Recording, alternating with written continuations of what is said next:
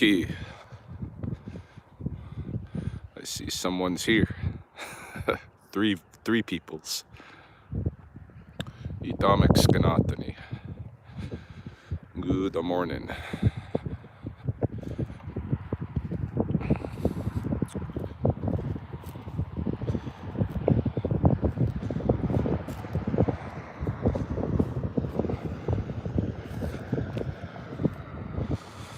Sunday morning. What is it? 29th? Something like that. 29th of March in Saakisum. And this morning, my walk is going to take us into Bull Trail Park and down to the Restaurant Cathedral.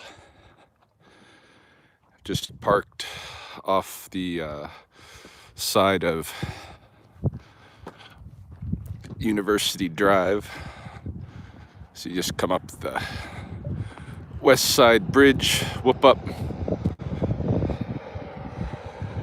and your first chance headed north on University Drive. There's a pull-out with a parking lot. There's the truck. If you want to come check this place out at some point.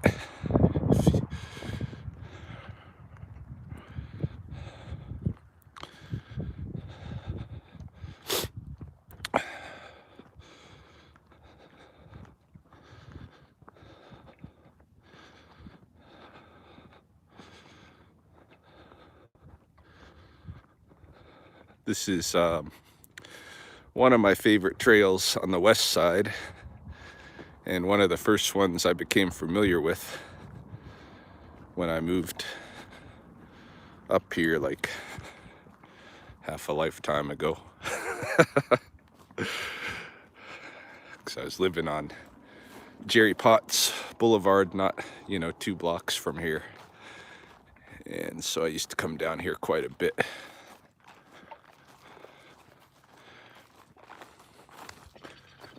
There goes some pheasants. Gonna try to wipe off the lens. I don't know if the lens is foggy because of me or if it's just getting to be that way.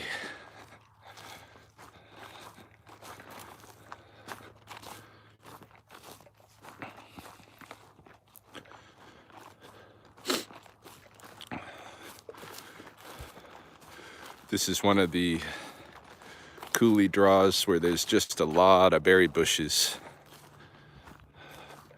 They're low, not these ones in particular. These ones are pretty normal size, like choke cherry. But most of the Saskatoon along this coulee are low growing, but they still get a lot of berries. So it's one of the good places in Lethbridge to harvest.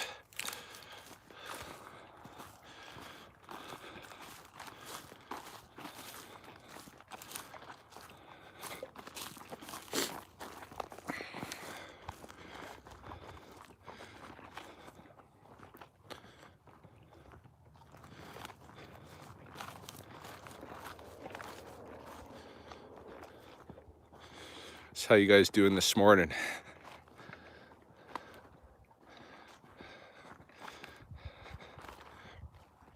I'm kind of missing my my Sunday walk and talk with Carol.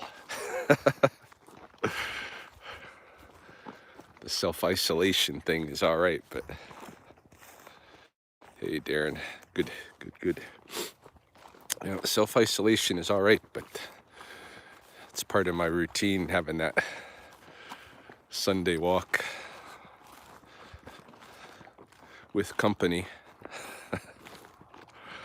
Oh well, we'll get that back sooner or later, but I don't think we're ever going, well, I don't see us going back to quote unquote normal anytime soon. I plan to be taking, good morning, beautiful sunrise indeed. Yeah, I plan to be taking a lot of precautions myself. I don't want to get sick. I don't want the kids getting sick or Chelsea, so gonna have to develop some kind of protocols, you know, around keeping everybody safe.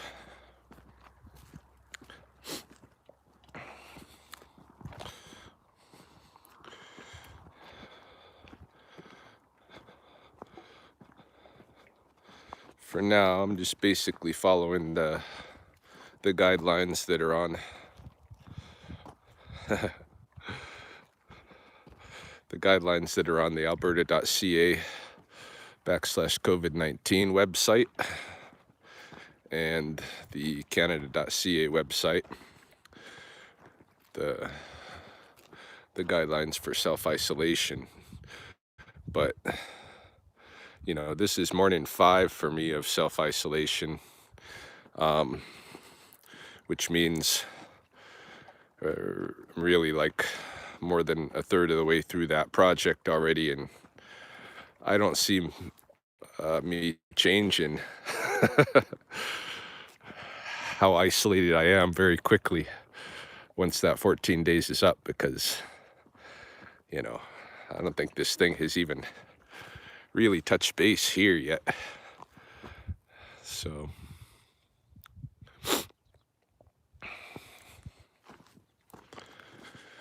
but one of the very safe things to do is come out here to the coulees, which happens to be something I really enjoy doing, so at least that will maintain.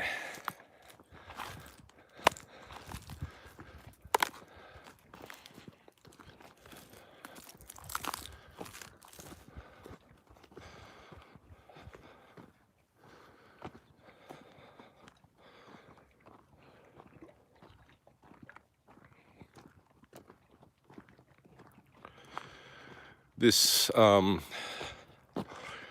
this coulee draw that I'm in right now is famous for its part in the big Blackfoot Cree battle that took place here in what was it, 1870 or 71 or something. But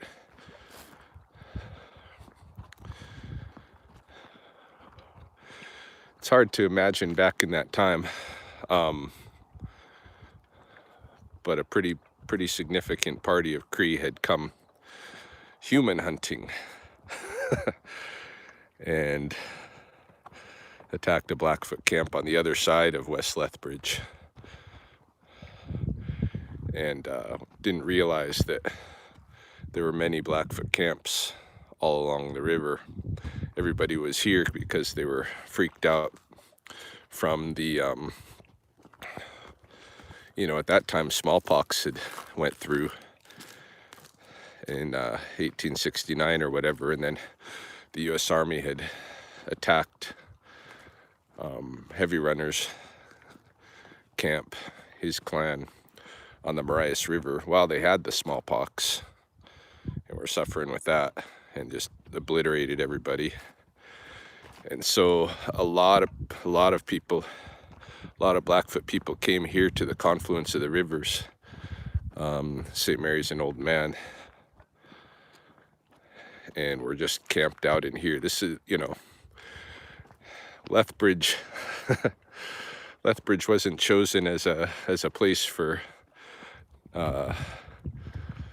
you know, Europeans to settle just out of the blue. It was already a very popular place, because it was the first confluence, the first river confluence on the northern side of Blackfoot territory. So this is the place where the groups from the north and the south would get together in times of like real trouble like that. So there was a lot of people up and down the river, and they came after the Cree party that had been human hunting, and pretty much destroyed them right in here. You know, the Blackfoot warriors were, you know, had chased them across the flats, and then were positioned up on these rises here, and could just shoot down. The Crees were kind of stuck in this little coulee and running toward the river, but a lot of them got knocked down right in here, my understanding.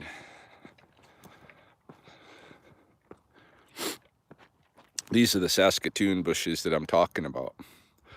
All along this draw, there's these beds of lower lying Saskatoon. You know, they're fully mature plants, but they just grow low because of the exposure that they have, you know, to wind and everything else. But they have lots of mature berries. It's a good place to come and harvest.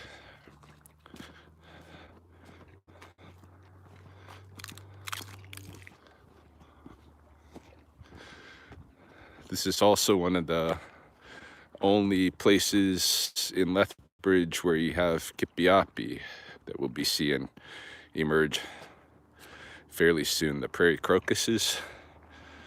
Yeah, there's some rare beds of flowers, some yellow bells and prairie crocuses and such that come up along this route.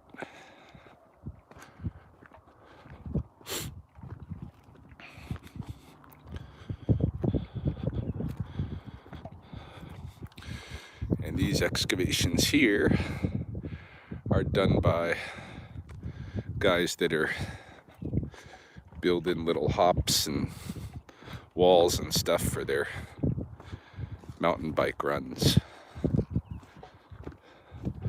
A lot of mountain bikers use this trail as well.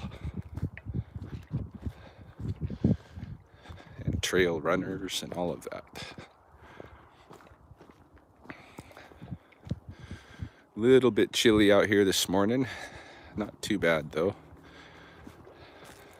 I didn't check before I started the video, but I'm guessing we're around 0 degrees, maybe -1 from the feel of the cold in my hand.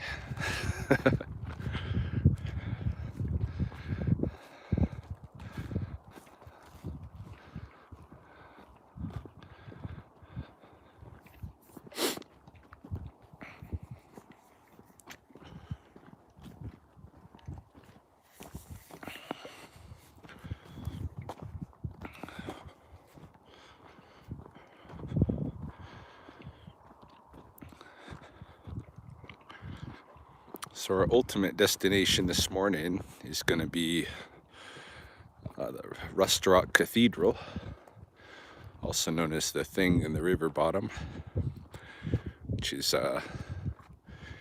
kind of an art installation, ever growing, ever changing down there, built primarily of debris and flotsam garbage that somehow made its way to the river.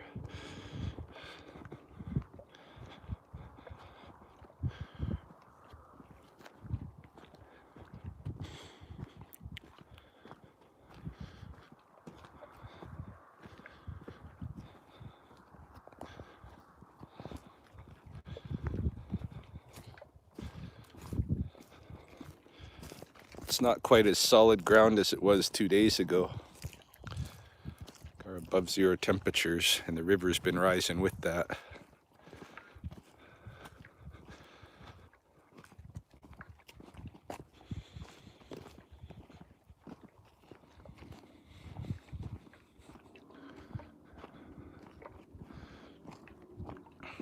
A lot of times in this coulee draw, because it's a little bit isolated, I'll see more coyote and mule deer and that kind of thing than in some of the other draws, but pretty quiet this morning.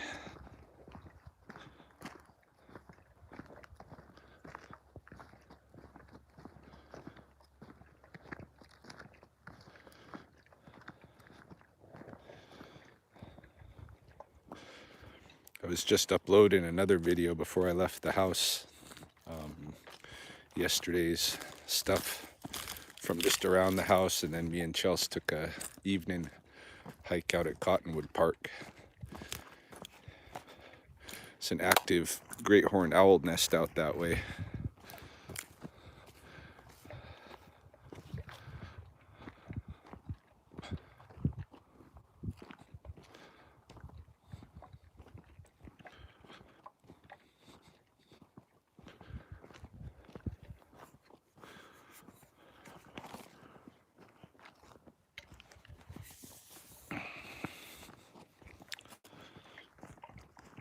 Got my coffee going on.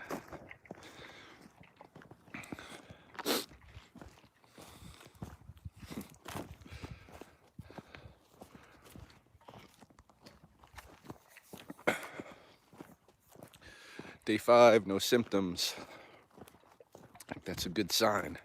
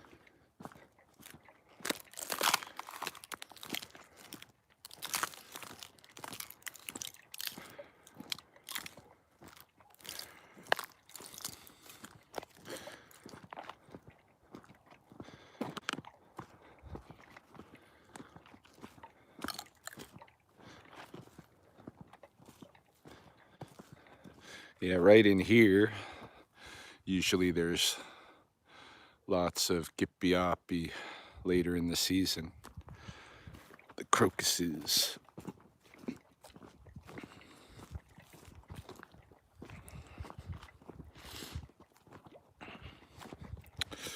Hey, from Toronto.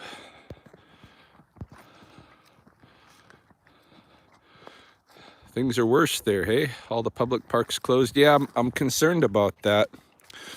All of our like playground parks, city parks and that kind of thing are closed here too. But not these kind of coulee parks. And I really hope they don't get to closing these, because you know, it's perfectly safe as long as you're not mucking around with park benches and that kind of thing.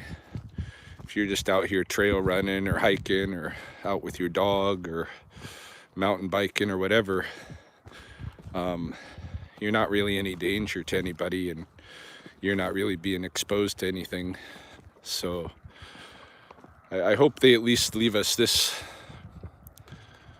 for our mental health. I think they will. But if not, there are non-park areas outside of the city that I can go to get my fix. But you know, I'll feel an emptiness without being able to drop by Spokane at least, because it's like an old friend, you know, old friend or family, and it being right down here, accessible. Even when it floods here, sometimes it floods really bad on the river and they close the river bottom, and I go just about nuts trying to figure out ways to circumvent the barriers and the guards and stuff and get in here anyway.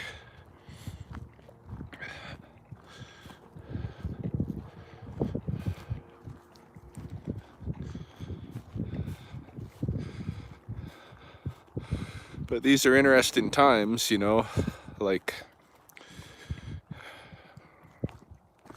we'll see what happens. I'm not expecting a return to normalcy.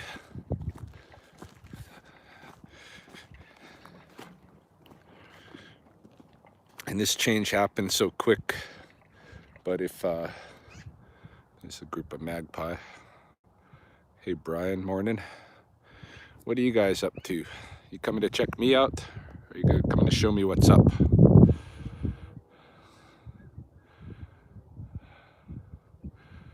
Yeah, these guys are curious about me. But we'll see if they start picking here. Sold my Mississippi farm 4 years ago and I regret doing so now. Yeah, man. Now's the time to have a country place. I wonder if there's wolf spiders out already.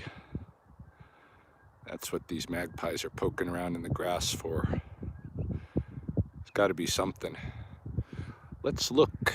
Let's investigate. We won't bother the magpies. We'll be out on our own grass here, but see if we see any scuttling bodies.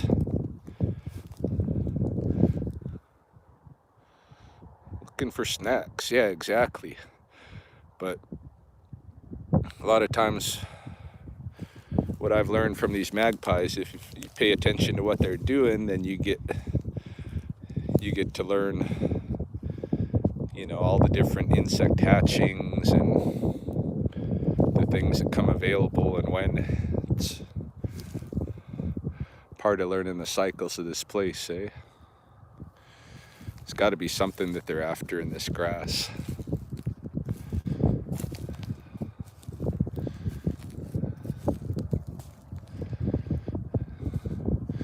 I won't spend too much time if it's not becoming obvious soon, but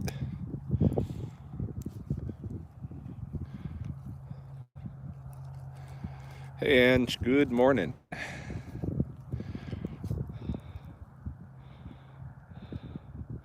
They're not other bird friendly? Well, it depends on what kind of bird you are. If you're an eagle, they're usually pretty cool with you because you managed to nail some food. They look for, you know, predators that they can pal out with. Coyotes, foxes, humans, large birds. They are much like the owls.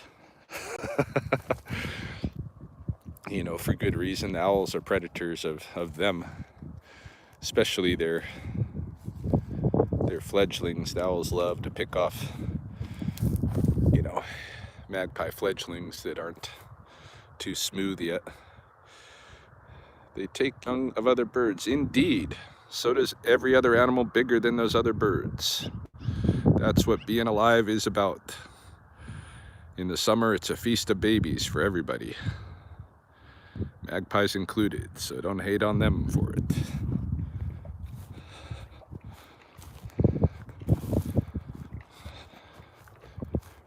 Yeah, I love magpies. Magpies were very, very close to humans in the relatively recent past. Magpies and crows were kind of pets, although not kept, you know, in cages. But they were employed as hunting partners. When Lewis and Clark came through Blackfoot territory in Montana, in their journals, they wrote about how the magpies would just strut right into their tents and eat from their hands. So this kind of gives you a clue of what kind of relationship people must have had with them before. Seeing more magpies in Scotland? Yeah, when I visited England, Scotland, I don't know if I saw any magpies yeah, I did see some in Scotland, but more in England. It's the same species too, but yours over there have an accent.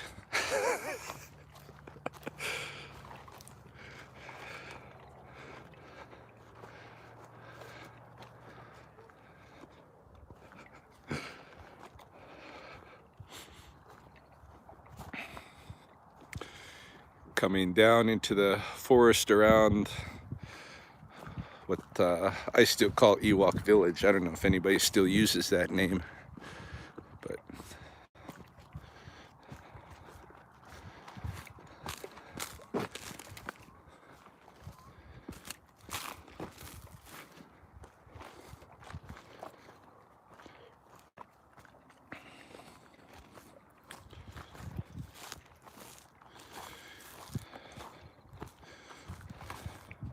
even without the magpies, Scotland definitely has its share of corvids.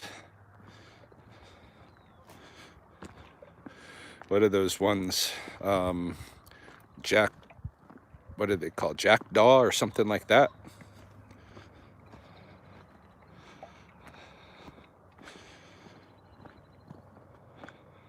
Yeah, I remember seeing lots of those guys.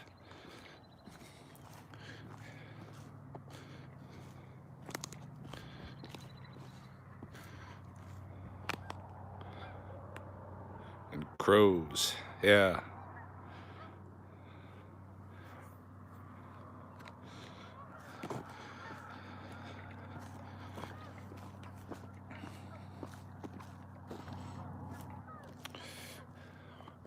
Wonder whose little nest that was. Probably, from the looks of it, probably a catbird. A gray catbird. It's got kind of this 3-layered nest. Uses different building materials with the skeleton leaves on the outside, which I could kind of see in that nest. So I'm betting it was a catbird one.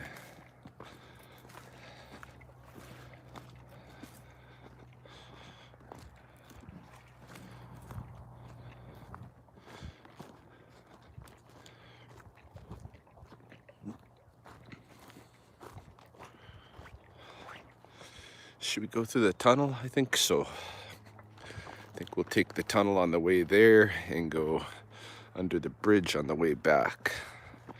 Have to cross this whoop-up bridge. Temperature getting up to 18 today, wherever Bungee Skunk lives. Where you live?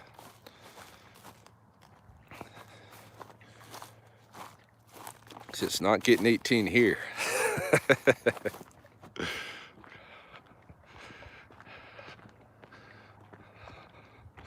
Oh yeah, Toronto. Yeah, there we go. You did mention that, didn't you?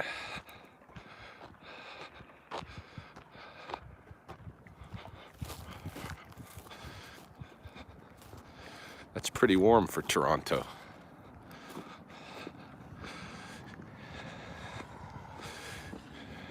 Late March.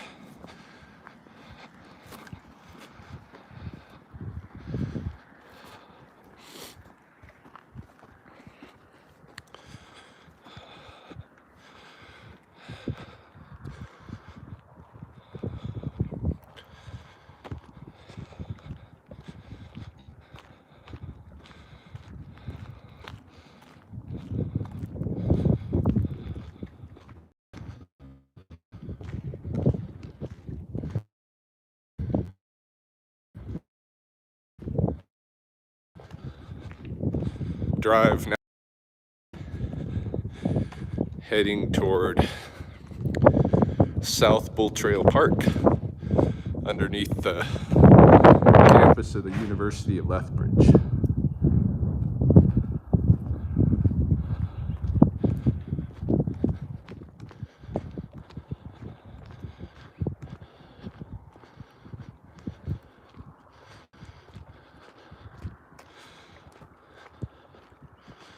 Looks like a couple joggers headed up this way. What is the elevation difference there from base to top? Good question. The physical distance is about 1 kilometer usually to go down most of the trails from the coulee rim to the bottom. You know, and in that time there's a steady decrease or increase in elevation, but I'm not exactly sure. I know my tracker, my Apple Health or whatever, keeps a record of it, but I never memorized the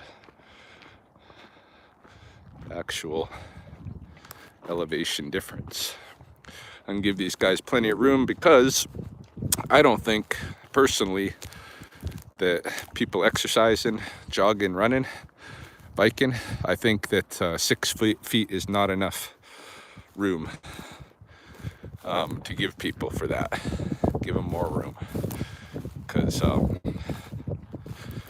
you know, I know at least when I'm running, my breath is coming out. Pretty strong burst. Good morning. I'm betting my breath has a has a further than 6 foot cast when I'm running, so I don't want to get next to any runners myself. I've been thinking about doing some running, but in that respect, like I say, I think it's a little bit more dangerous because of how much heavy breathing you're doing. So I'm gonna probably wait until at least, you know, further into this isolation, if not after the 14 days altogether.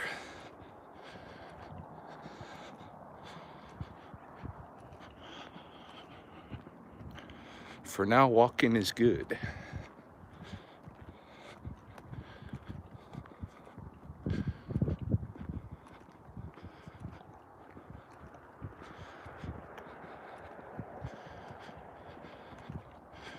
Just up here a little ways, we're going to cut off into the forest, cross some beaver works. It's a really neat beaver pond back in here I'm going to show you. It's another, you know, build up off of a storm drainage outflow. This one coming down off of the university campus, but the beavers have really made that oxbow here their own, because they've been left alone for a lot of years.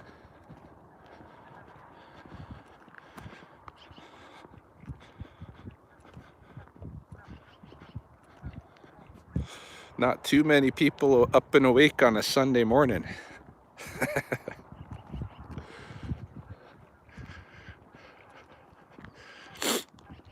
Me, I pretty much am rolling out of bed, you know, 5:30 to 6 o'clock without alarm. I don't like using alarms, you know. I'd rather just tune my body to wake up at a certain time.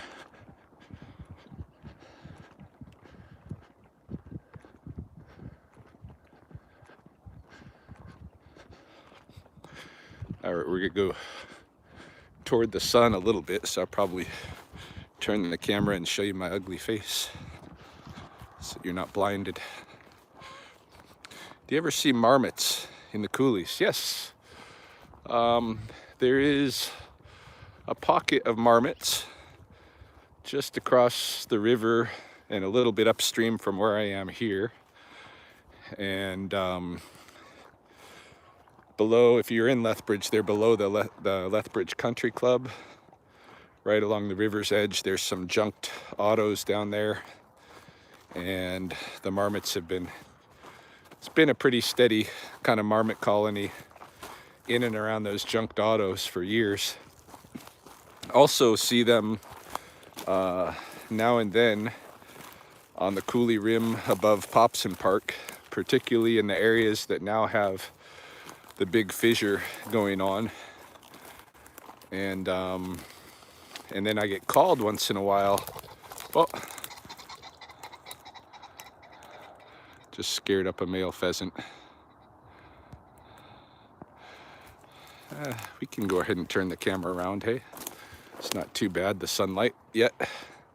I get calls sometimes to try to trap marmots. I'm never successful, but they had one at the cemetery across the river last year, and then some guys in the Scenic Heights area had probably the same marmot camped out in their backyard. And yeah, I really tried to trap that one, but was never successful. Marmots aren't easy to convince to go into traps.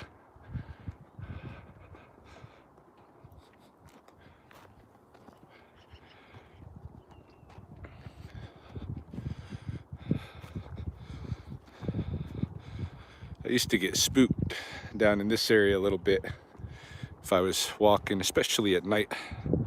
Ever had an animal in distress come to you for help? Yeah.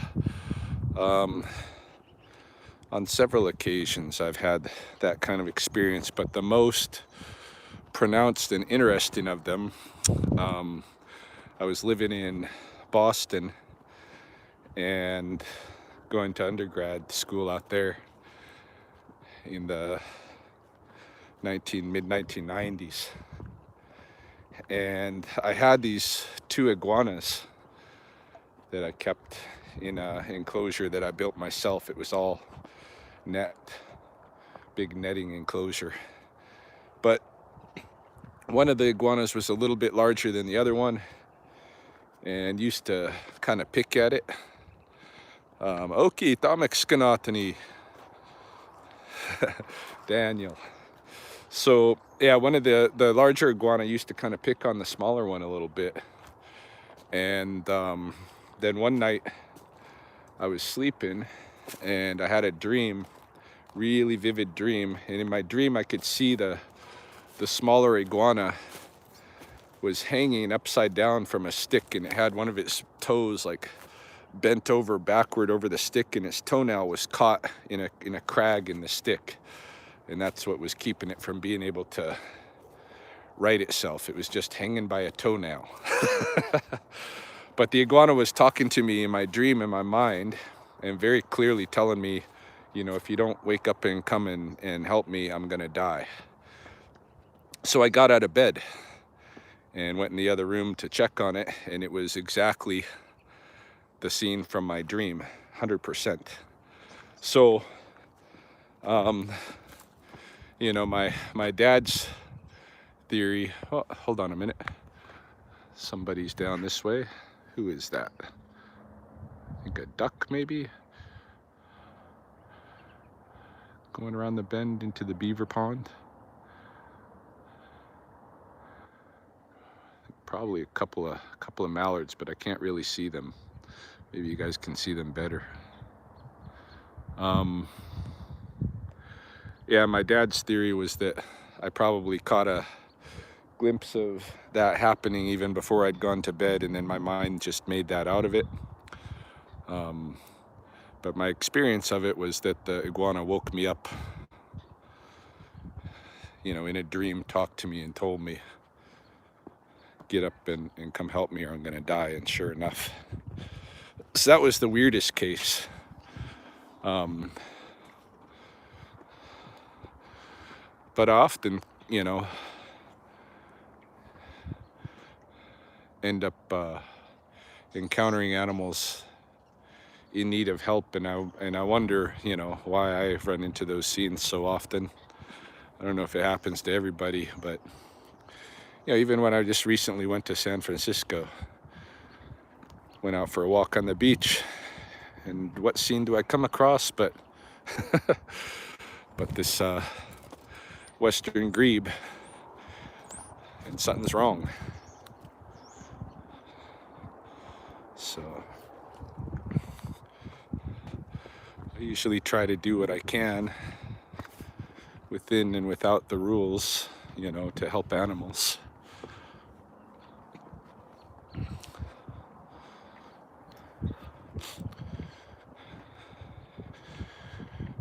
We're coming onto the cathedral area. This is part of the beaver works here at the forest edge.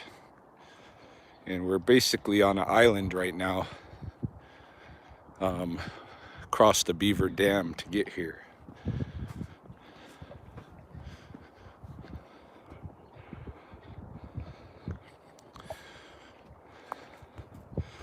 So this structure that we're coming on here in the forest is called Restaurant Cathedral. I think that's the artist's name for it. I don't know who the artist is, artist or artists, I should say, but a lot of work has went into this. It's over a decades-long project. It's been slowly building, and I learned about it, what, maybe 5 years ago, when the city police were tipped off by I think some members of the Lethbridge Supernatural Association or some kind of group of guys that were in here at night recording the white noise.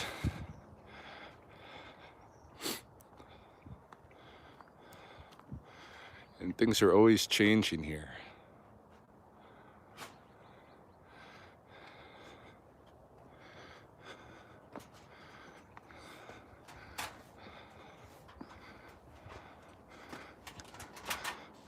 Good morning. Good morning. See, the dolls are practicing their COVID safety.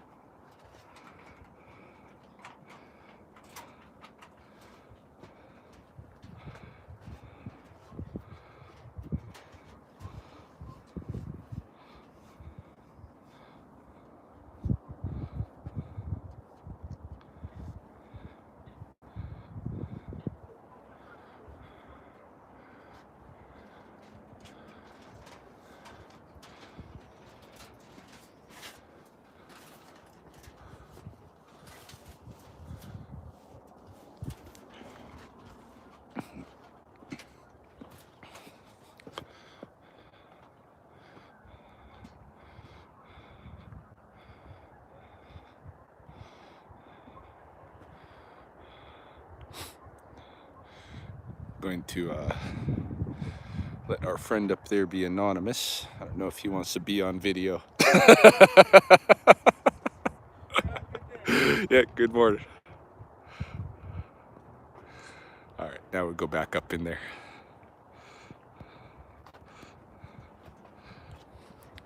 I think maybe he was just fishing some cans out and stuff. A lot of people come here, have a couple of beers, and leave their cans in the walls, so. But I'm never sure. Like I said, I don't know who the artist is, so, and I don't want to reveal. So I'm not going to mess around. I would climb up. There's kind of now basically a staircase going up this way. This is where he was up on top here, fishing something out or putting something in, I don't know. But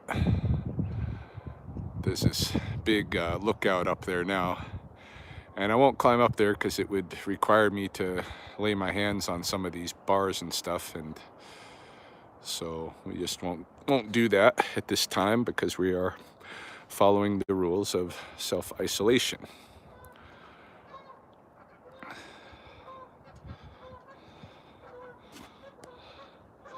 Boy, let me supply your demand. B, I love the way you shift those curves.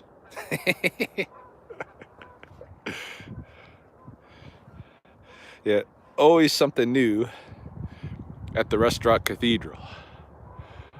Yeah, it doesn't change necessarily day by day, but changes often enough that I like to come out here probably once a month or so to see what's new. And it's one of the more interesting, like, public art pieces in Lethbridge.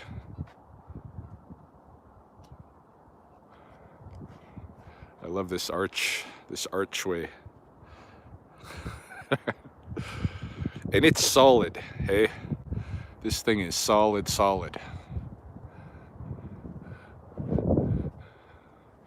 I bring the kids down here and they play on it like monkey bars.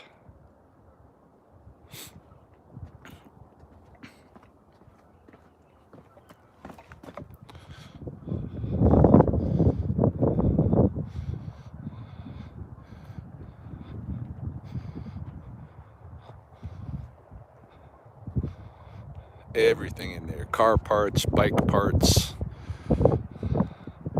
you know, ironing boards, electric guitars, bed frames,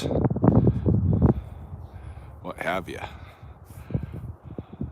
It's fun watching it grow. Doll parts. It's the dolls that creeped out the spook hunters, and they called the police, telling people it's, you know, telling them it's dangerous for people to come down here, bad spirits. So the city got a hold of me and asked if I knew anything about this place, and I didn't. I hadn't even seen it developing because at that time I wasn't spending most of my coulee hours down this way.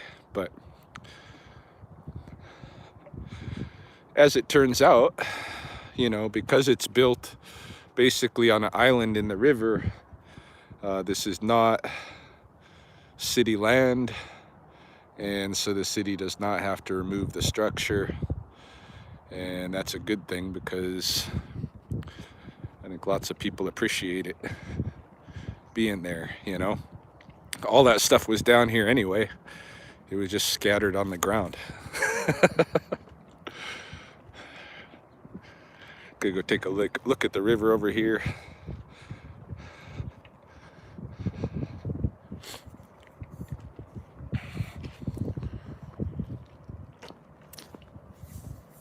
White pelicans should be coming before too long, now that the gulls are here.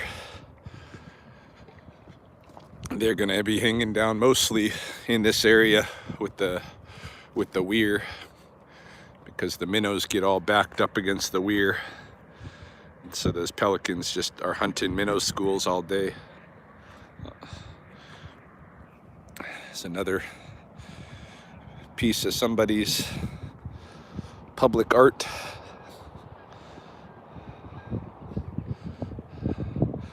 In this little shelter here.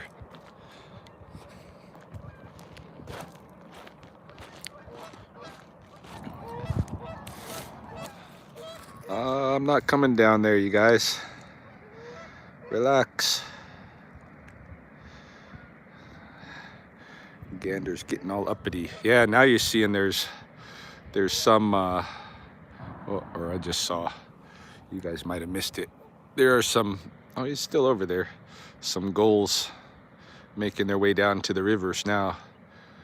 Probably tomorrow, I'll check the Big River Island and see if there's any eggs being cached yet by the geese.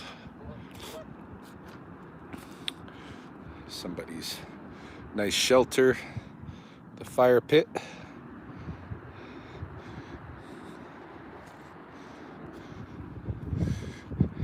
And of course, I am in search of my black rock. There's one right here. Let's go check out the beaver pond.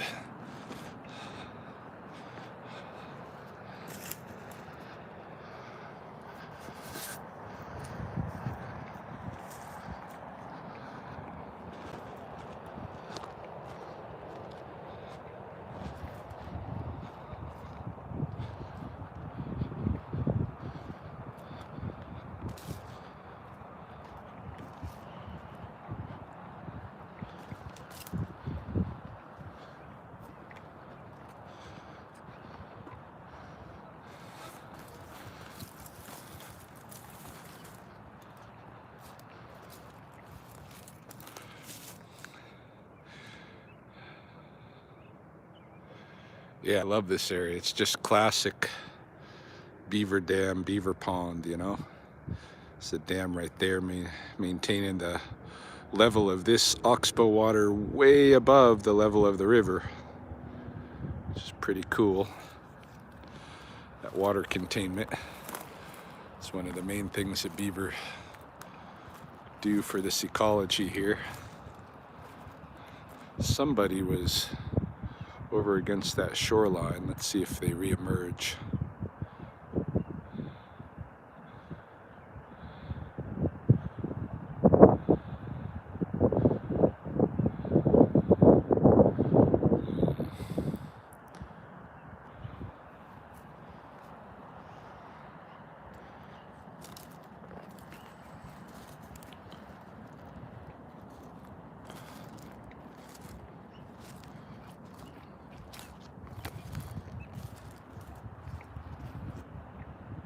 Oh, it's right there now.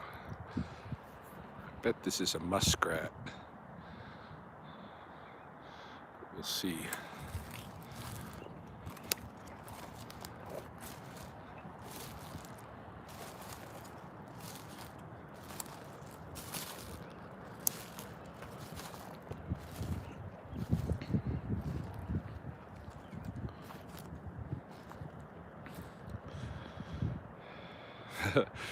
You miss me, Patricia?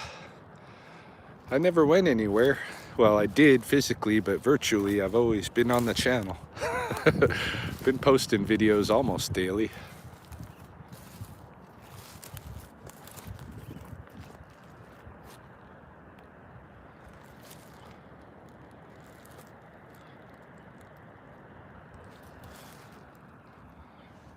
This would be a good place to run into that mink too. Wouldn't be surprised.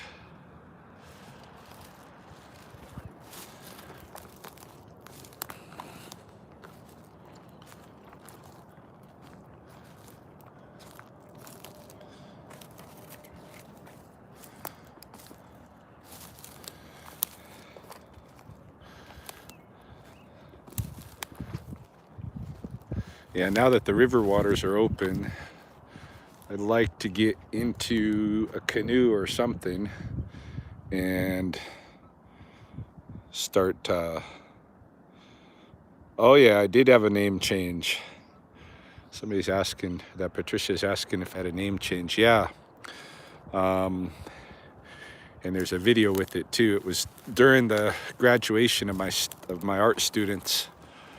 I had an elder come in and change my Blackfoot name to Itumistai, first diver, which I'm, gonna adopt as a legal last name and give up Heavyhead, although Heavyhead's still my legal name for the time being. I got all of that stuff to go through yet. I don't even have my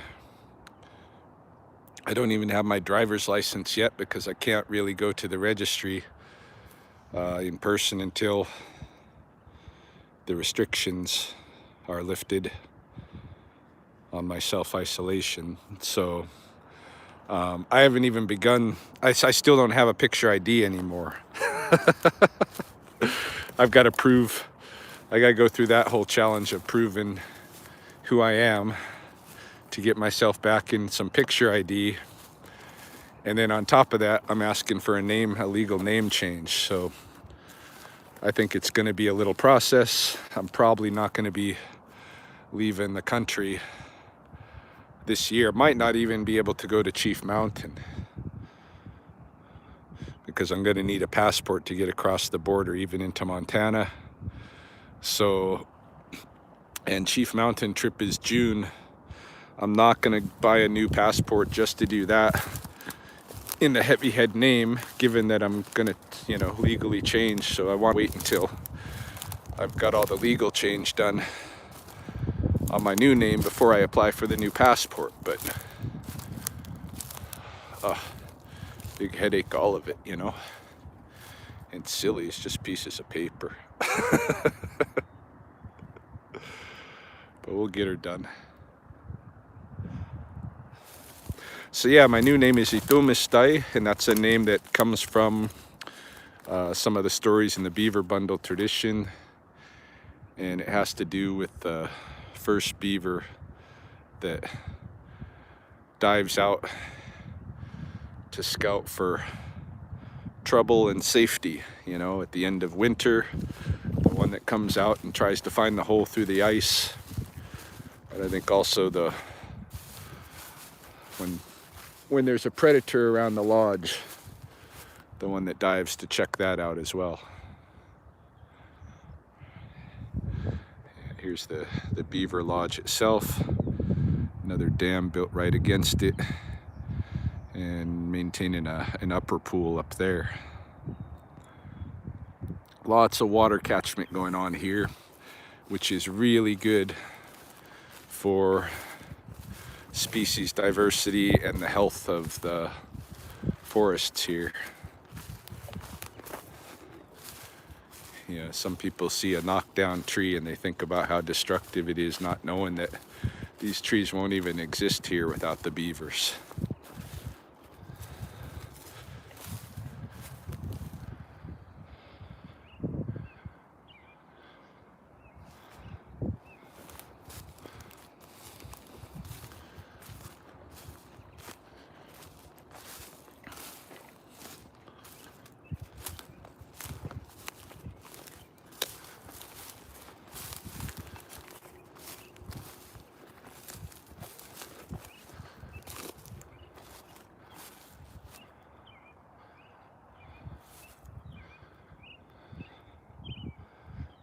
You hear that robin? It's robin singing.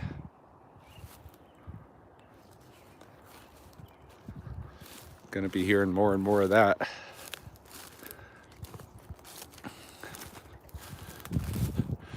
Robin in Blackfoot is Otkakayas, the orange breast. Get a P.O. box. How come I've got a mailing address? Do I need more?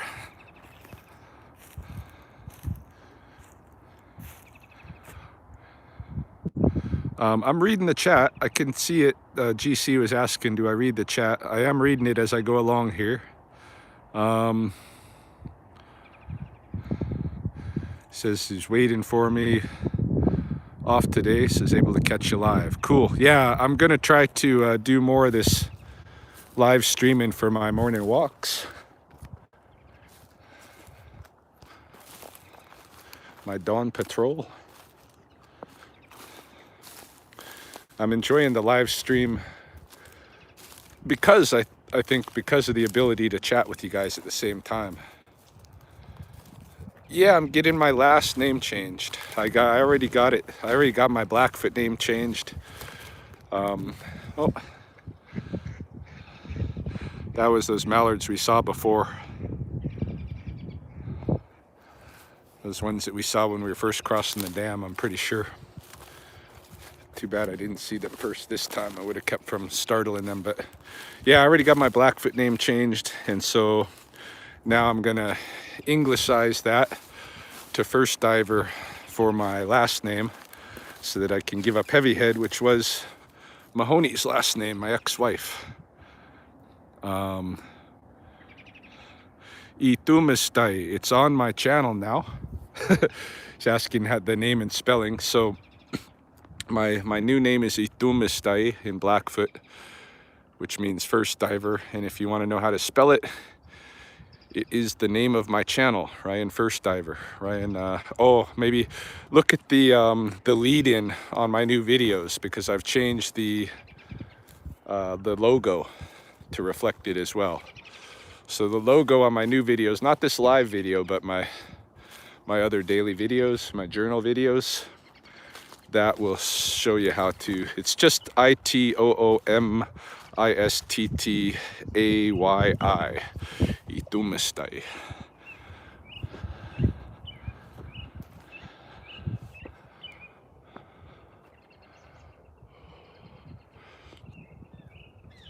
Let's see if we can get a look at that robin. There he is. And it is a he. You can tell from the full orange breast are males, and the ones that are kind of part orange but kind of fade out are females. And it's the males that, you know, generally with a lot of these migratory birds, it's the males that come in first, and they kind of claim some space, like this one is, announcing that this is his area, and then the females will come and find the guys with the space they like. Looking for my channel. The channel should say now Ryan First Diver. Ryan First Diver is the channel name. And First Diver is condensed on the channel, I believe, into one word. If you're watching this video, you can just click on my little icon and it'll take you to my channel.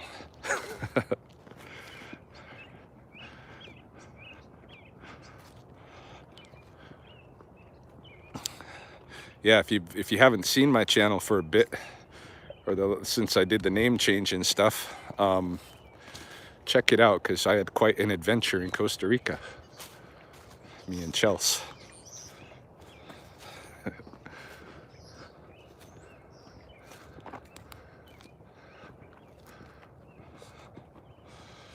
What did it say before? It used to say Ryan Heavyhead, but I changed my name to First Diver, so now it says Ryan First Diver.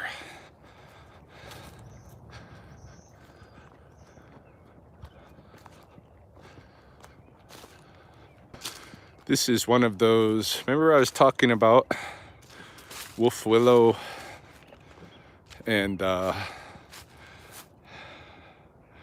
its relation to Russian olive. This is one of those escaped Russian olives right here. No berries left on it though, if it even had any. It's a young tree, might not have had any, but if it did, the birds already got to it. Let's see, let's cut this way.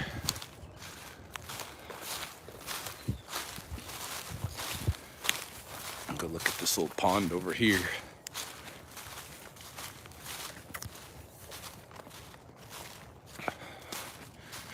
Wow, we've already been out for an hour. It doesn't feel that long.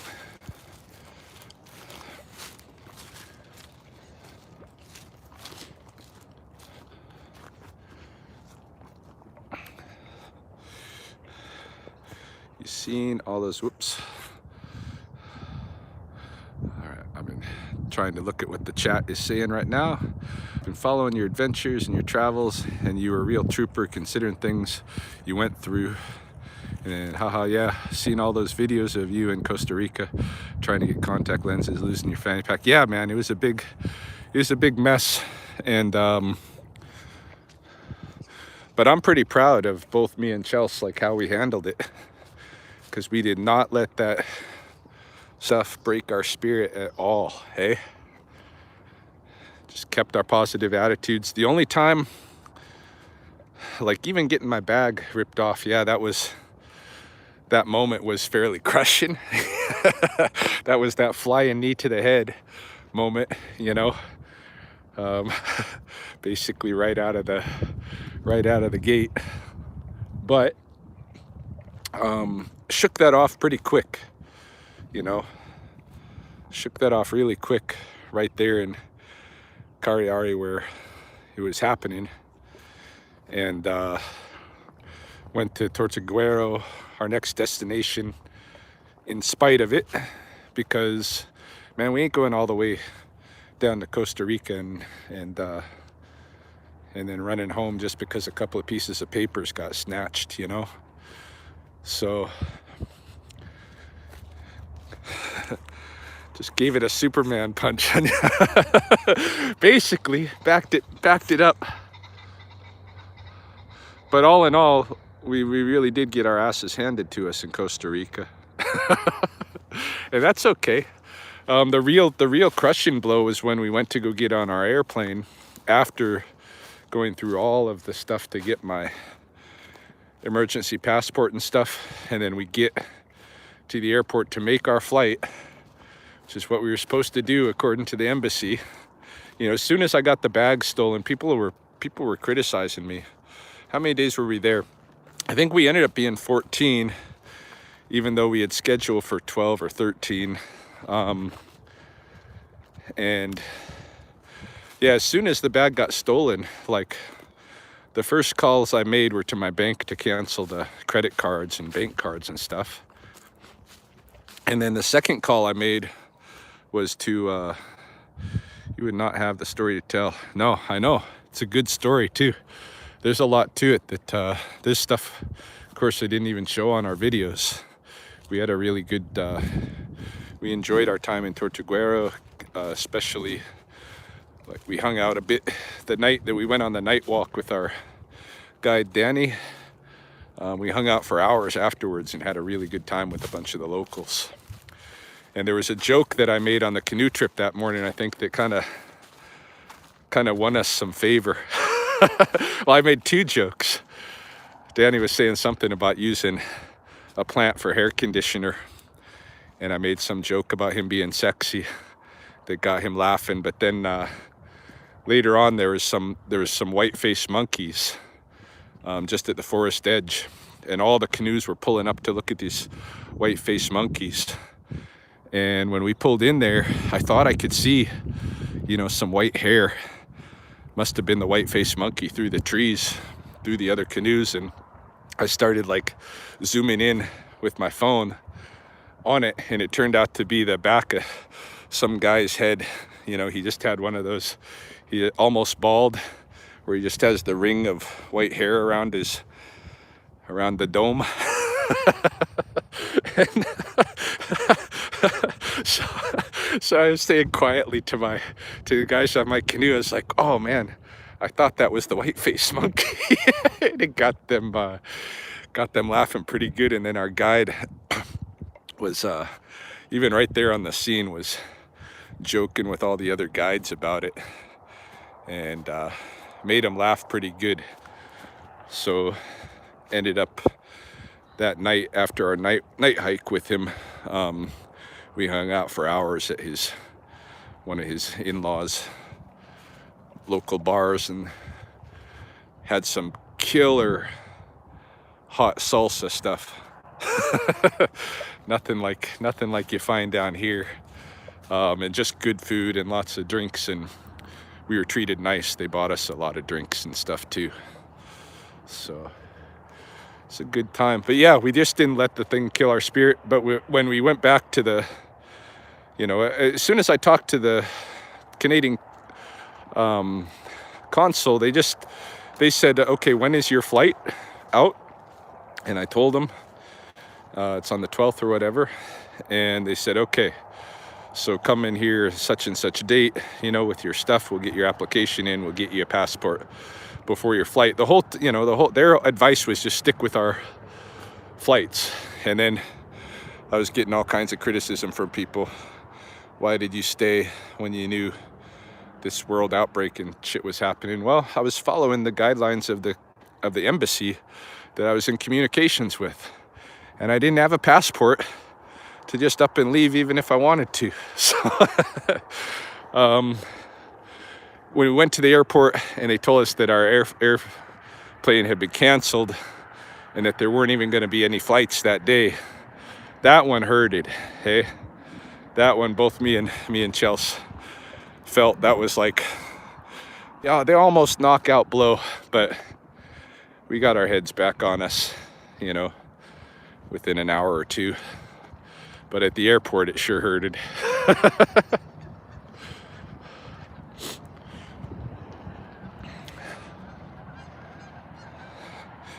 Come back, and we come back to, even though we were gone only 2 weeks, the world we came back to has changed so significantly.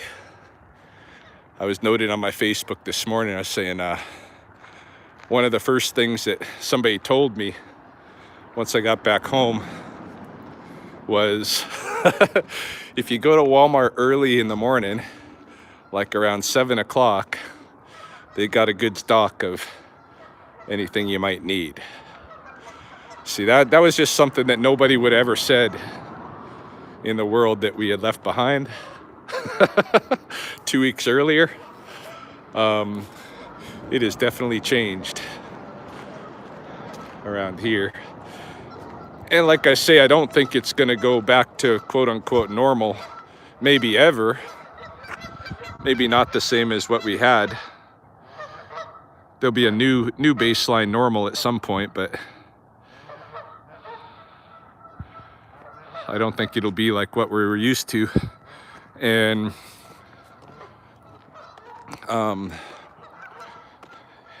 it's hard to imagine we're not going to go into a huge economic depression worldwide because of all the moves we've had to make to keep the virus itself in check, So the trade-off, we're not going to have such a privileged existence for a bit, I don't think. That's all right. I'm cool with new challenges, as you can see with the whole Costa Rica debacle. Go ahead and throw some challenges my way. Those are opportunities. I don't mind. And now, like, everybody's challenged a little bit. What I do mind is the people that, they were the same people before that always were telling other people what to do and stuff. Now it's even more intensified, you know. The public shaming that people tried to give me over going for these simple walks was ridiculous.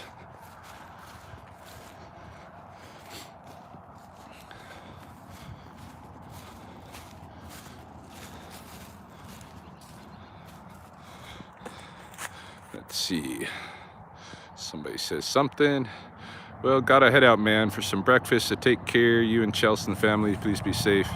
Prayers to y'all. Thank you. You too. Stay safe. Enjoy this time with family and all that, if you can.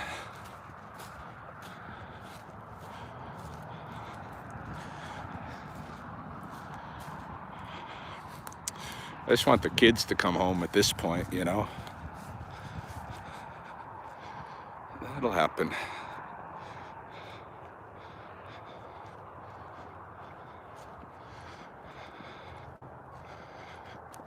I'm gonna start heading back up the coulee here pretty quick.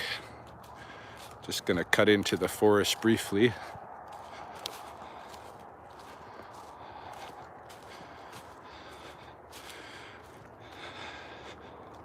This is a nice little backwater here too, that the beavers have been trying to kind of get moving.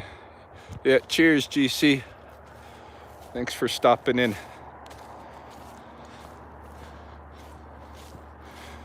Maybe if we don't have the beaver cull anymore, if I can keep that from happening, maybe the beavers can progress with their workout this way.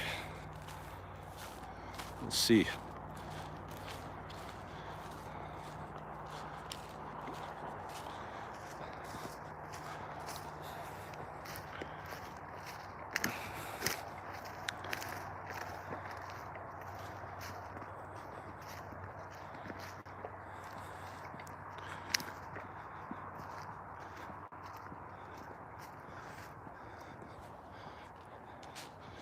Who is behind the beaver cull?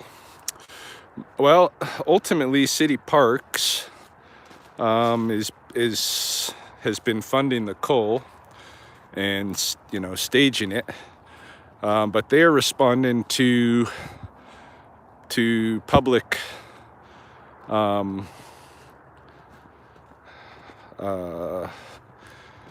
protest over the beavers, basically.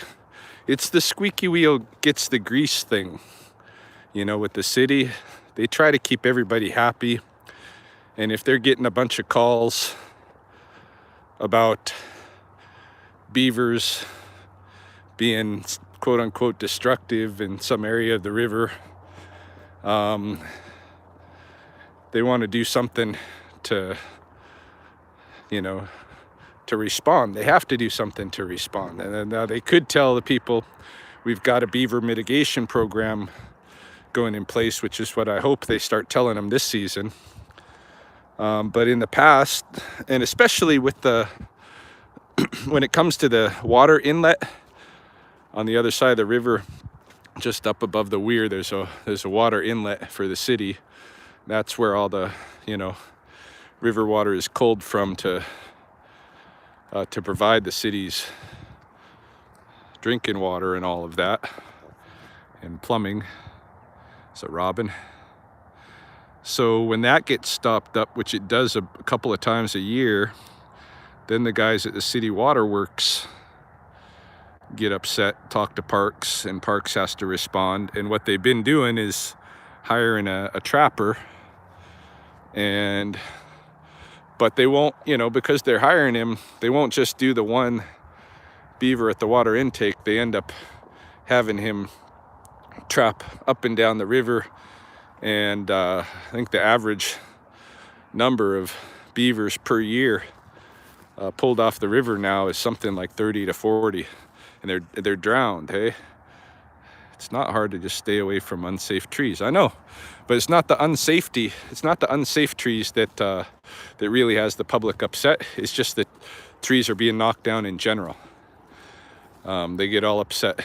The beavers are killing the trees. Of course, if it wasn't for the beavers, there wouldn't be these trees. You know, I like to point out, you look at the forest here. Most of the trees grow in clusters. Hey, when you look around, they don't, there's some that grow singly, but most of them grow in clusters, at least 2 or 3 that are together. And that is because at one time a beaver chopped down the tree, and then the tree responded by sending up multiple shoots, and those shoots that survived became the new trees. You know, some of these trees have been here for who knows how many. Like a cottonwood tree might be 60 to 80 years old above the ground, but below the ground, I think they can be significantly older.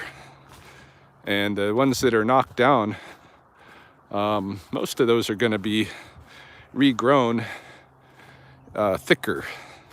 There'll be more trees for each one knocked down. It's another little shelter. It's a pretty nice one here.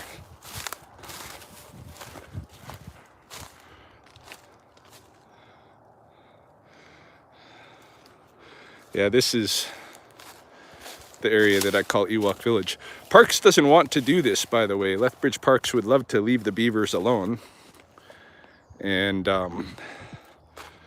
as part of that, they have asked me to start consulting with them about the existing beaver works and how we can mitigate the situation without culling beavers anymore. And we'll be able to do that so long as they're not inundated with public complaint that they can't answer to, that they can't give a good response to, you know. And again, the big one is at the water intake, so I've got to find ways to deal with that to discourage the beavers from setting up shop there.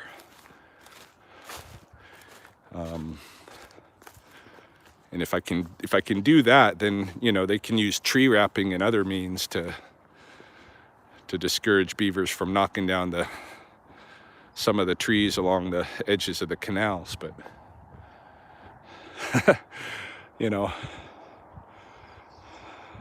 this isn't a manicured park, this is nature. So I mean, it is manicured. You can see, you know, we're walking in right now in an area that's heavily manicured by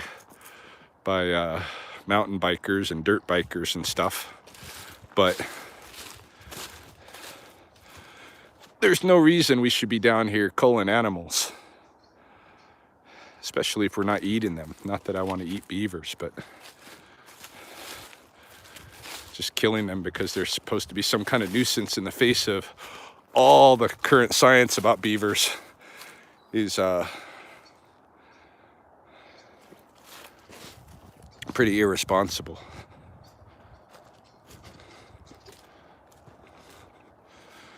So that's going to be one of my focus this summer, is developing a mitigation plan with city parks that steers away from that cull.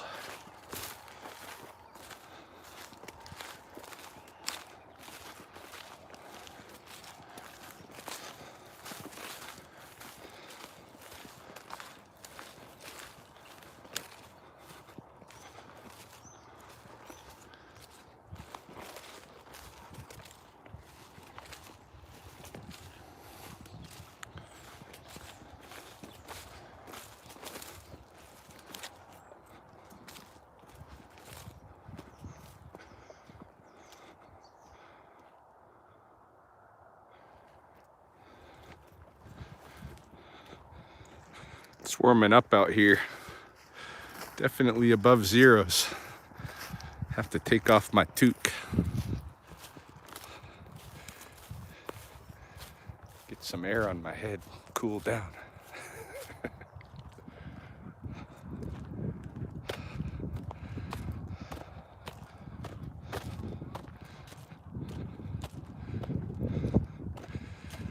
Yeah, Ange.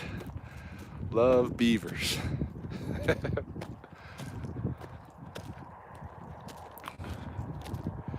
yeah, I think if we let the beavers, you know, do their thing out here, we'd see a boost in other species like the mink, like the otter, you know. A lot of the waterfowl and such. Maybe we'd get better fishing.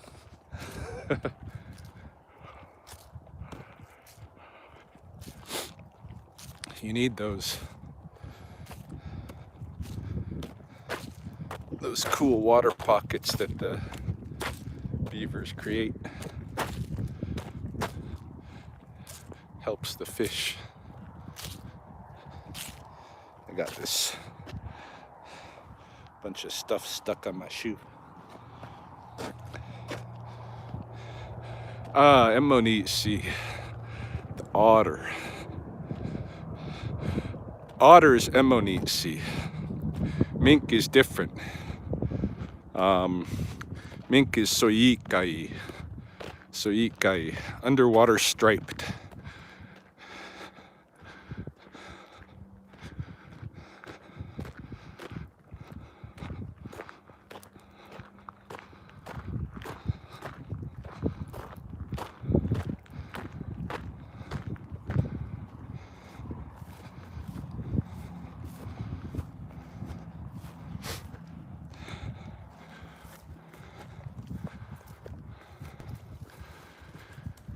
Emmonisi, the word for otter, for those that don't know, is talking about the way it slides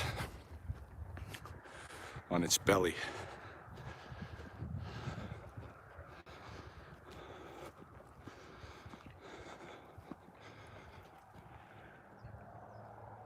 I hear some chewing, or, oh no, that's a runner coming down the gravel on the other side. Sometimes I run into porcupine at close range, chewing on these trees in here.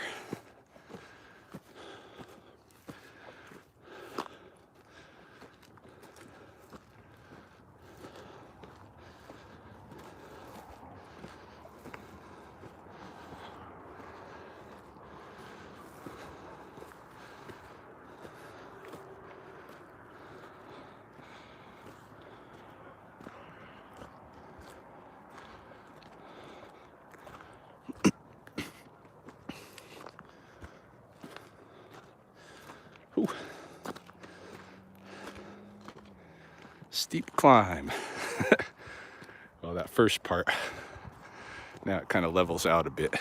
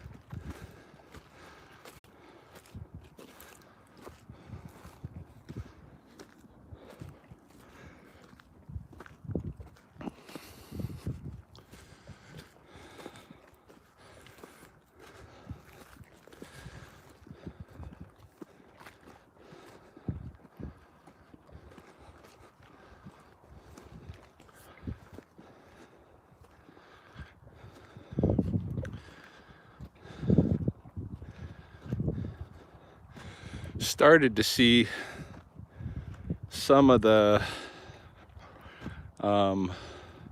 green emerging at Cottonwood.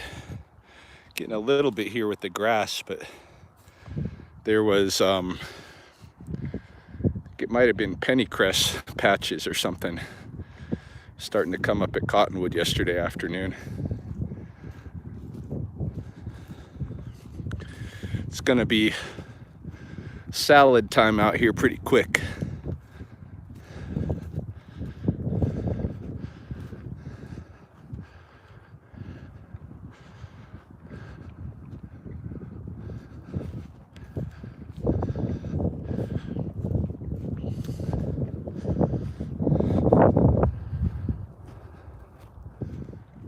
Not too bad a wind this morning. Little breeze. Definitely easier going than yesterday. For the camera, I mean. Same time tomorrow. Yeah, I think I'll be on at 7 o'clock. 7 o'clock Mountain Time. Gonna try to keep these walks around hour and a half. This one looks like it's gonna end up being a little bit longer. But yeah, thanks for tuning in if you're taking off. But I will be back for sure. Probably be at the pond tomorrow. So I don't like to take too many days away from there. We can go to the pond, Spopikami, and then switch out for another couple of days, return, etc.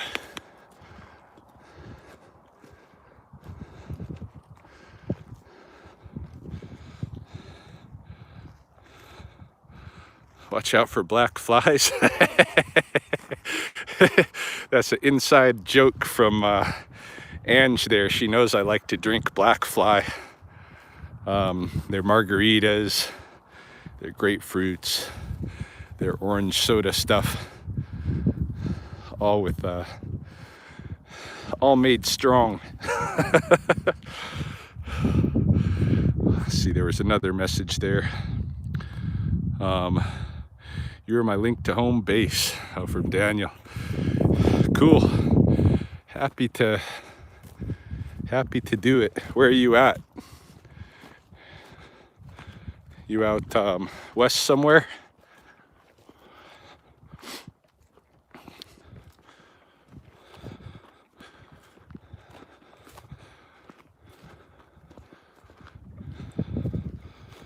Edmonton. Oh, okay.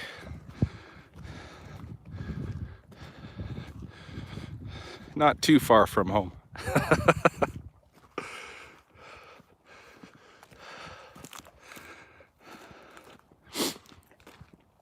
Agapiois. That's the name for Edmonton, hey? Yeah, exactly. Really good choke cherries along this path. And just saying, lots of Saskatoons too. This is a good berry picking path. Some currants. Not so much for bullberry, but the midsummer berries. Ah, Omakgoyas. Big house. Okay. What is Agapiois? Is that Fort McLeod? The many white houses?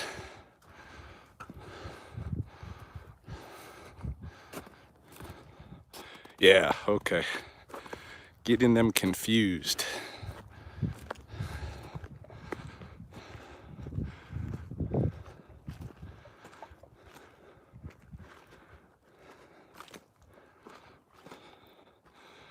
Many wives. A kochki mix.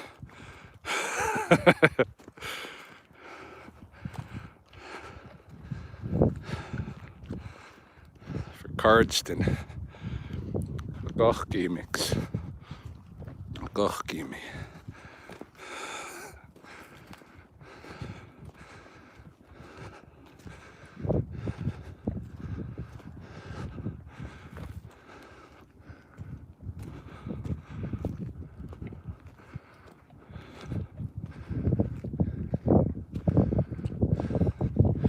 Oh, look what we got going on here. Yeah, I've got Instagram, but I just mostly put pictures there.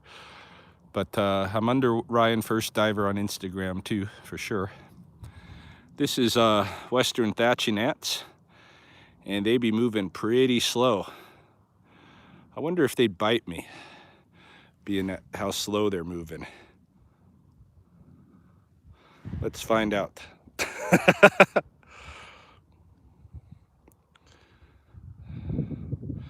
They do got the capability of biting me. I've had it happen before. Usually they don't. They're more into just spraying their what is that? Formic acid. They got like a little formic acid that they'll spray at you. And if you're got your face right down in it, it's not good. But none too aggressive. And this is our largest ant species here. All right, guys, go back, let's put you back on your mound here. Try not to hurt any of them while I do this. These guys in the pocket are trying to get a grip on me.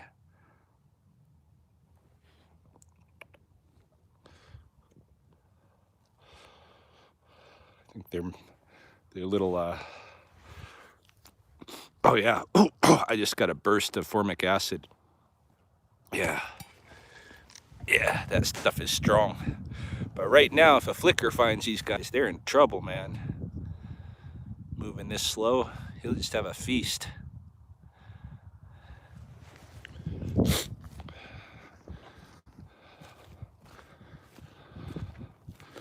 We have a beetle here, just like those ones in Egypt. What do they call scarab? We have a scarab beetle here that hunts those ants. Well, hunts their babies. Yeah, it's chilly. They are moving slow right now. Cool to see them out though. We're gonna start having a pretty big insect emergence. I'm expecting the wolf spiders to pop out any time now, and that might have been what those magpies earlier were scouting for.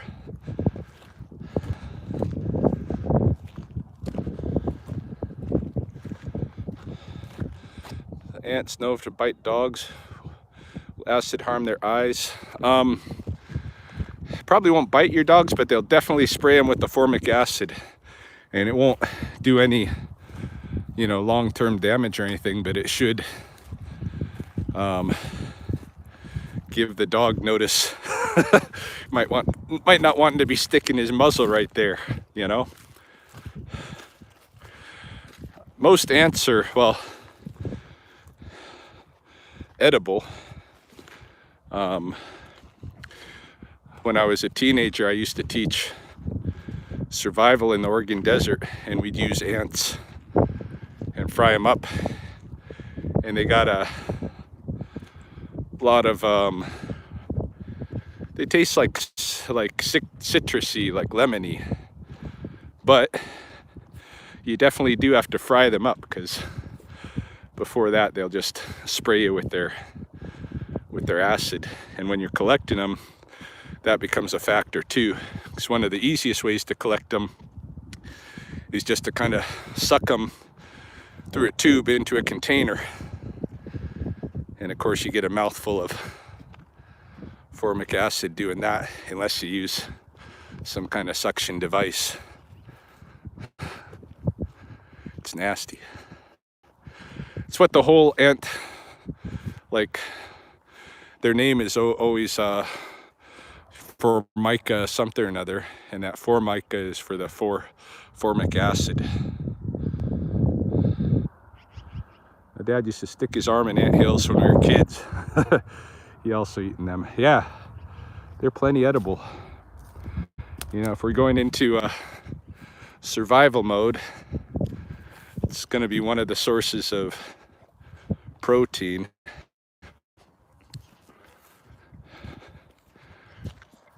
It's readily available. It's going to be an interesting summer. I don't think we'll have too hard a time this summer, but if the economies start collapsing, the winter could be the hard part, the winter to come, when there's no wild food. Everybody, I think, would be good to, which do I tolerate more, ant or skunk musk? Definitely, well, gee, if it's full on in the face, doesn't really matter. Both of them are just intolerable. Skunk, it burns you though at the same time, and it's coming right out of their anal glands, so I think I'd prefer the ants. At least the ants don't leave this oil on you that you can't get off. Yeah, I think everybody would be smart this year to get into learning to preserve food if you don't already know how. Do a lot of canning this summer, a lot of drying and canning. Prepare for the winter, just in case. Because at this point, you know, who knows how our economies are going to respond and how the, you know, global food trade is going to withstand this. Free breakfast, ants on toast. Maybe one of these days I'll demonstrate how to prepare ants.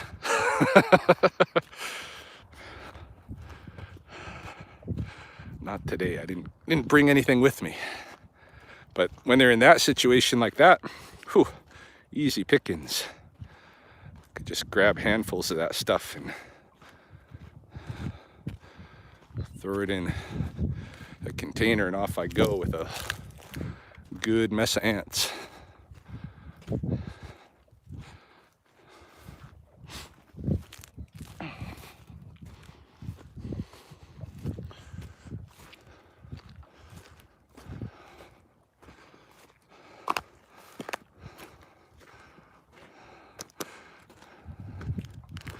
Just a little bit of lingering ice here and there. Stuff's probably going to be gone by end of the day today. Kombucha, yeah, get into home brewing kombucha along with other ferments. Who is that?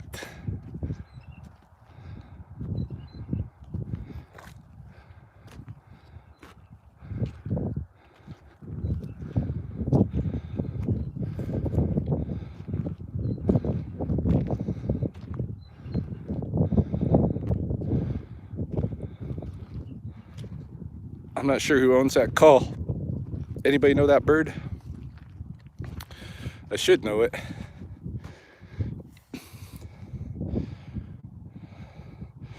But alas, I'm still learning too.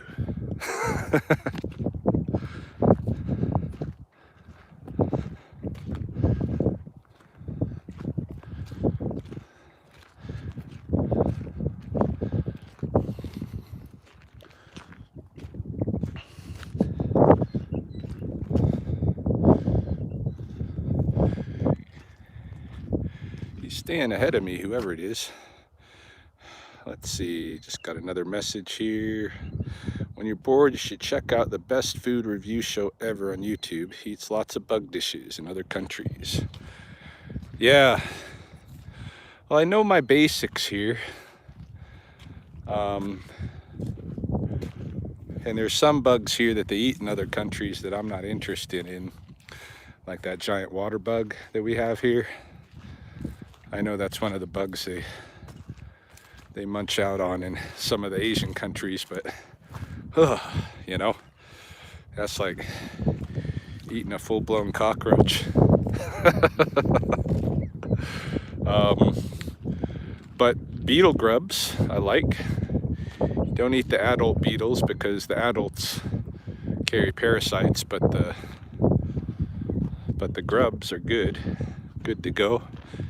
Of course, the ants, and there's lots of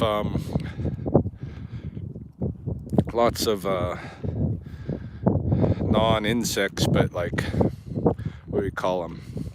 The arthropods. I'm talking about snails, talking about crawdads. You know, we've got river clams. Got a lot of that kind of stuff available. Of course, the grasshoppers and grigs, when they come out,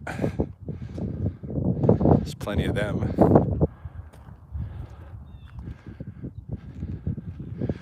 I think that call was maybe Blue Jay, hey?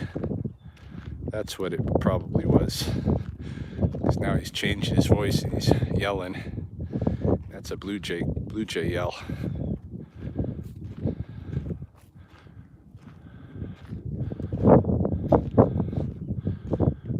Knew I'd heard it plenty of times. I just haven't grown close to the blue jays here as yet. Had that one pair of hatchlings I was taking care of in the summer, but other than that, Heckle and Jekyll.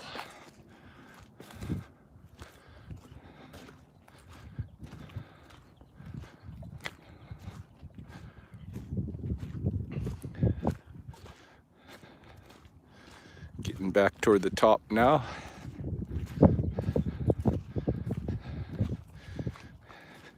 If you're ever in need of a plastic bag around Alberta, there are always some close by.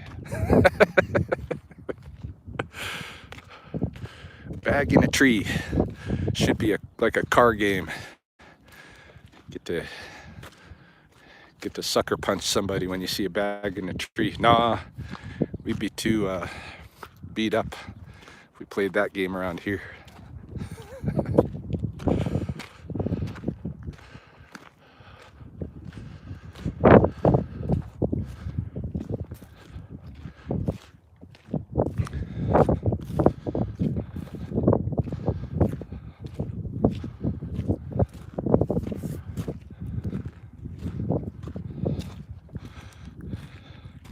Two new pairs of blue jays.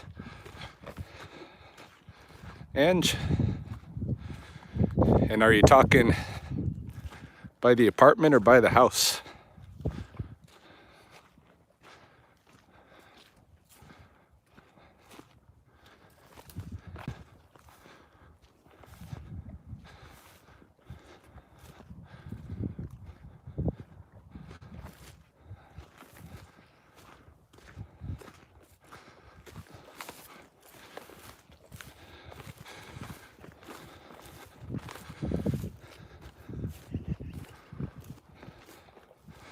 And for those who weren't here at the beginning of the walk, this whole area that I've been hiking around this morning is called Bull Trail. And you can access it from several points, but the one I chose was using a parking lot to Bull Trail Park that's right off the side of University Drive, just as you cut north from Whoop-Up Bridge. These magpies are up to something once again.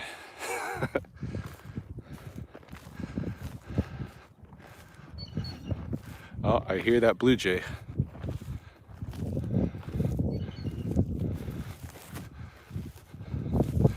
Maybe we'll even get to see him. Oh, I just saw the tail end of him flying off. Maybe the magpies think I'm after him, so they're following. See if they can get a piece. If I happen to want to eat blue jay.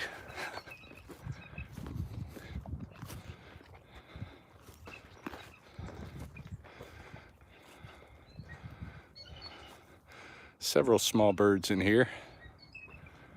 You can hear that blue jay.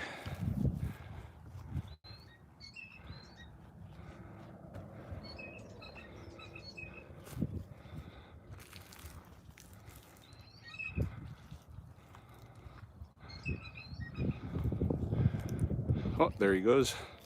A few of them. The magpies are right on them. There's still this one calling here. I don't know why it's called Bull Trail. Yeah, there's two of them here in the tree, and then a couple others that have... This is similar to buffalo jump. No, in Blackfoot, bull would be stomach. Stomach soko would be Bull Trail. But I don't know if this is originally a Blackfoot name or what, how they came up with Bull Trail. Probably has something to do with something Blackfoot, but yeah, lots of blue jay action here. It's a whole family of them.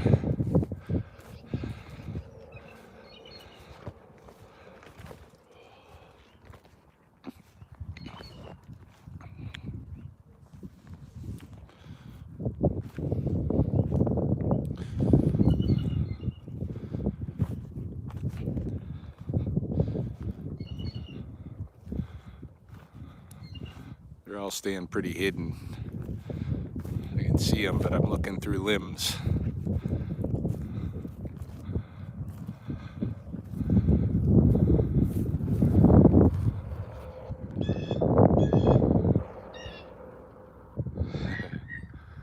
And they're gonna start heading back down that way. All right, we are, there's about, I'd say there's 8 to 10 of these blue jays down here.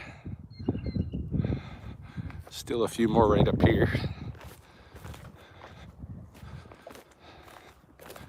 Wonder what they're up to.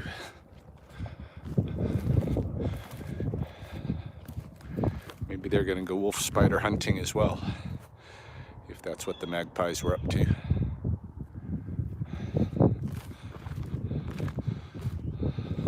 Something to do with trapping. The Bull Trail, I don't know. I don't know how it got that name.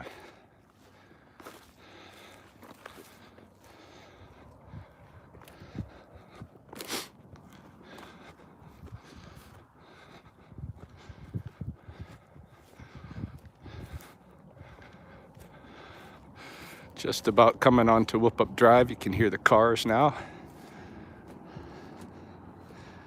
Not the usual flow of traffic, mind you. We are in apocalypse mode.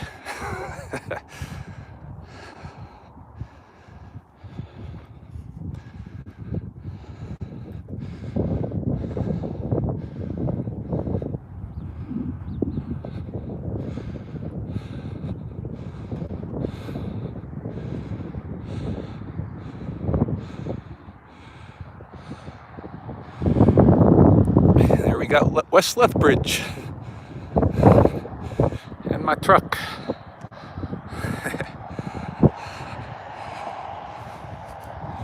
All right, so that has been another round of dawn patrol, and probably be back out 7 a.m. tomorrow, shooting from Spokane proper. Thanks for joining me, you guys. Those who've tuned in for part or all of this. And